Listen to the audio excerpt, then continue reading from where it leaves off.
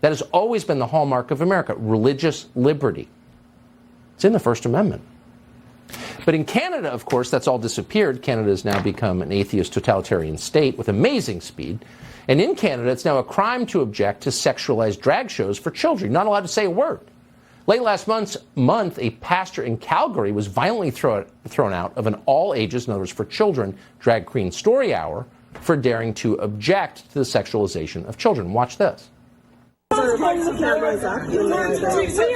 now calling the police. We have the police coming, so it is your choice to leave or deal with the police. So that's the video. That's what happened. Who committed the violence in that video? The guy on the ground was the pastor.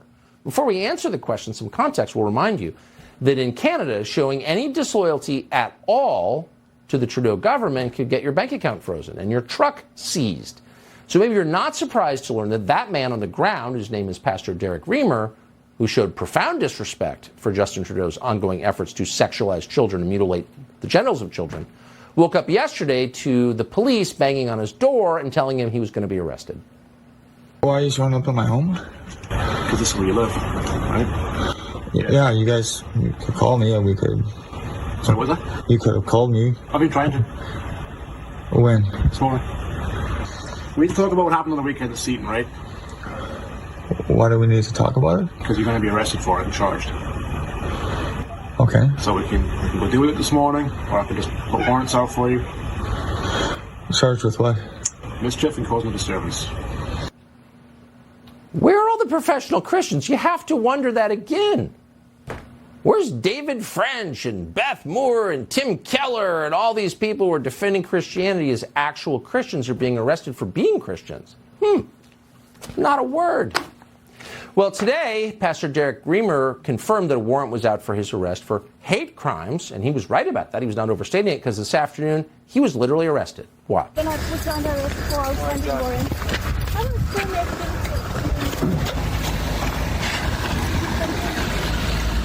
and 270's in custody. Is there a reason you're blocking me from using the sidewalk? Obstruction, they're working here. I'm not going to obstruct them.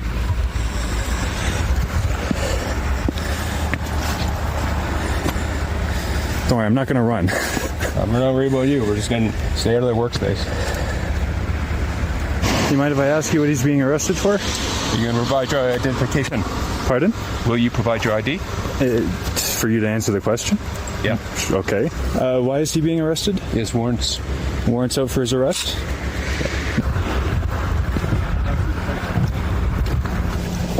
This is what happens when we go against the drag.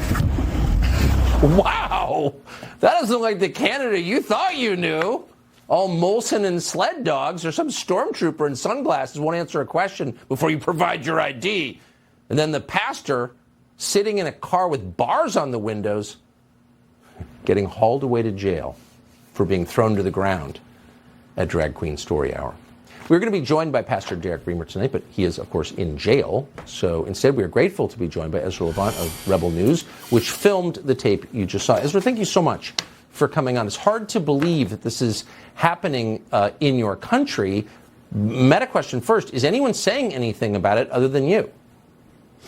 Not a lot. I mean, Tucker, you have done more journalism on Christian pastors being jailed in Canada than most Canadian media. In fact, the Canadian media either ignore it or cheer it on, calling these people bigots. I should say that there were no charges emanating from the Drag Queen Story Hour itself, neither against Pastor Reimer or against the three men who roughed him up. But then the left-wing mayor of Calgary went on a Twitter rant saying that anyone who lies or engages in vitriol or is full of hate should be arrested and charged. Now, those aren't crimes, by the way. Some of them are a matter of opinion. I could think that the mayor is full of hate. But after the mayor basically directed police to arrest peaceful protesters, they did. And you saw that cop. I think he was embarrassed and ashamed of what he was doing. He had sunglasses on. He was blocking our cameraman. He had that bizarre move, show me your ID before I answer a question. I think he knows that he is doing something contrary to his oath as a police officer. Right now, we have a reporter staked out at at the city jail because Tucker, I don't know if, he's charged with mischief and causing a disturbance.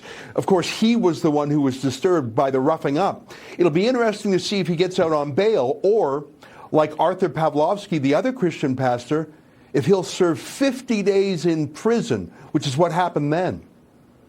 I say this as one of the few Americans I know really who sincerely loves Canada, and I mean that. But it does seem like darkness is descending on your country.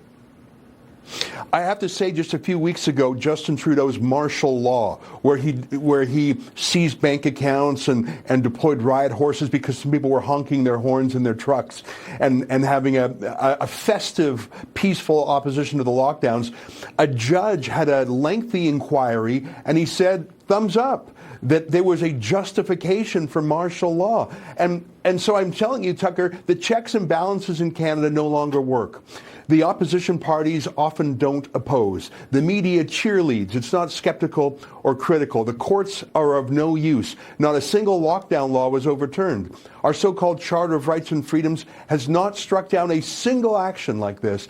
And I'm starting to think that we might need help from abroad. And so I'd say to your audience, I know you have senators and congressmen who care about civil rights and human rights in China and Iran and places like that. And I would say, please, cast an eye up to Canada too, because I'm worried that we no longer have the capacity to push back for human rights. And Canadian politicians are very attentive when Americans criticize or mention them. Please, American senators and congressmen, put us on your watch list. Things are getting bad up here. And for context, for those who don't know, I mean, you do run the biggest dissident media organization in the country, so you speak with authority. Ezra, we are definitely rooting for you, and God bless and good luck. Thank you. Thank you.